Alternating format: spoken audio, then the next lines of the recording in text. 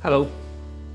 To continue on in this series of blogs and videos about getting things done, I'd like to conduct a little experiment with you. This is from David Allen's book.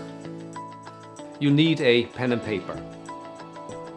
First, write down a project that's on your mind.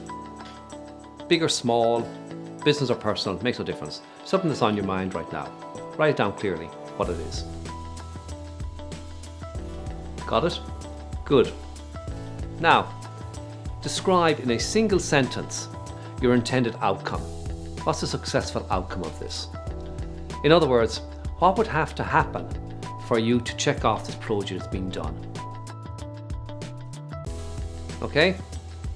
Now write why you want this to happen.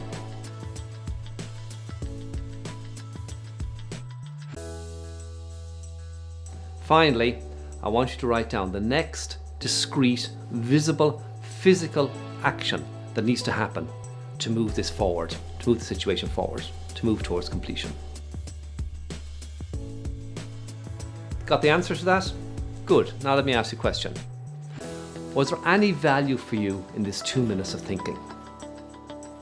Did you experience a tiny bit of enhanced control, relaxation, focus?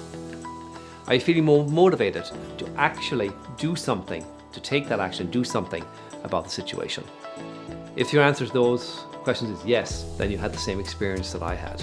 I want you to imagine that motivation magnified 1,000-fold as a way to live and work.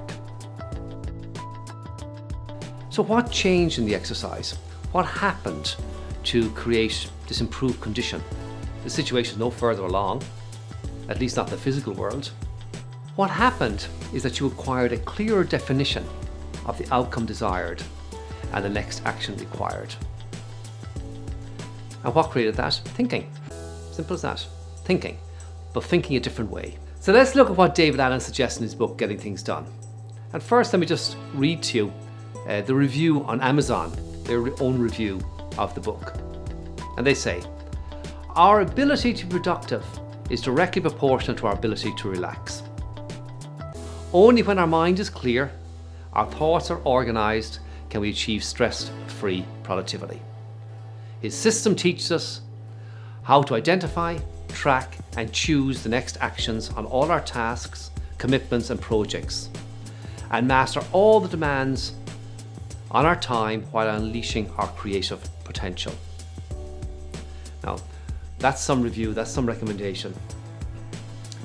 The process, as I've said before, is really one of emptying your head and indeed every other receptacle of stuff that you have, and there are these open loops in your mind and open loops in your life, and putting them into a system where you can manage them.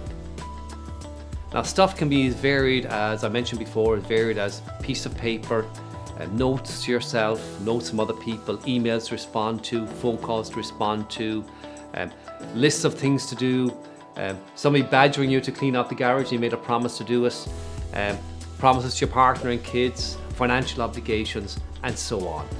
Basically, it's all the commitments that you've entered into, whether knowingly or not, consciously or not, with yourself or anybody else. Once you've collected all this stuff in a system, you then simply have to make a few decisions. So what is it? What needs to be done about it? When does it need to be done? And so on. And remember, we mentioned earlier, David Allen recommends the 2-minute rule. If it can be done within 2 minutes, take the action now.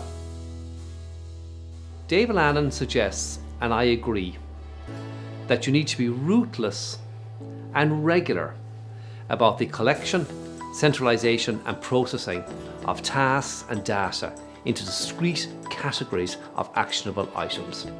This means you know what the outcome is going to look like, you know what you're committing to, and you know what the next action is for everything. To do this requires front-end decision making. I've mentioned it before, let me reiterate it. Front-end decision making means that every single input that's presented to you, you take it up and you deal with it and you make a decision. What is the next action? And the action, by the way, might be I'm going to do nothing about this. I'm going to forget about it. I have no interest in it. The action might be I'm going to delegate it to somebody else. or the action might be I'm going to deal with it immediately. Nothing gets picked up and put back down. Everything gets picked up, gets dealt with, and goes into your system. This sounds very, very simple. People say it can't be as simple as that, but it is as simple as that. You convert everything into a next action. In building your system, of course, the goal is to have a system that presents all these actions to you in a way that you need them, at a time that you need them, in a place that you need them, and so on. David Allen in his books goes into a great deal of detail on how to actually implement the system.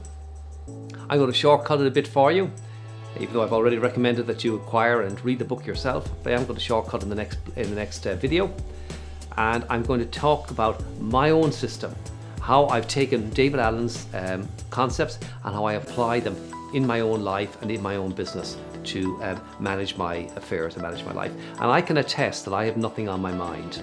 It's worth saying this. I have nothing on my mind. I have a system that I trust 110%. Everything is in it, and there's nothing on my mind, so I'm free to address whatever's in front of me that needs to be dealt with. And that's where I want to take you to, and we'll discuss that in the next video. Just before I go, I'd like to read a couple of quotes to you on a lighter note that might spur you into action. What we think, or what we know, or what we believe in, at the end is of little consequence. The only consequence is what we do. And the second one is a particular favourite of mine. It is what we do that defines who we are, not what we think, say, etc. Look at your life and ask yourself the question, what have I done?